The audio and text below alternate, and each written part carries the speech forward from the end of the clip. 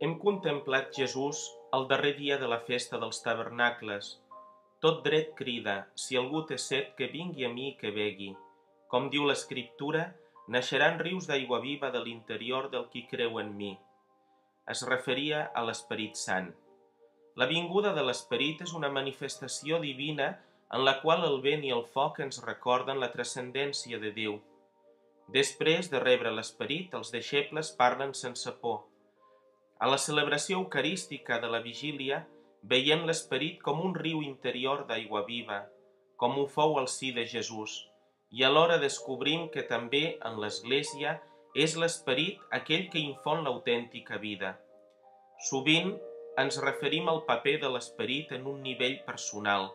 Avui, però, la paraula de Déu remarca la seva acció en la comunitat cristiana, l'Esperit que rebrien els qui creurien en ell. L'Esperit constitueix la unitat ferma i sòlida que transforma la comunitat en un sol cos, el cos de Crist. Per altra banda, ell mateix és l'origen de la diversitat de dons i carismes que ens diferencien a tots i a cada un de nosaltres. La unitat és signe clar de la presència de l'Esperit a les nostres comunitats. El més important de l'Església és invisible, i és precisament la presència de l'Esperit que la vivifica.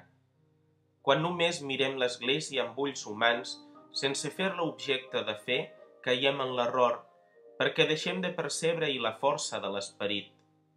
En l'oració col·lecta de la missa de la vigília, demanem a Déu que els pobles dividits es congreguin per mitjà del seu Esperit i reunits confessin el seu nom en la diversitat de llengües. Ara ens cal demanar a Déu saber descobrir l'Esperit com ànima de la nostra ànima i ànima de l'Església.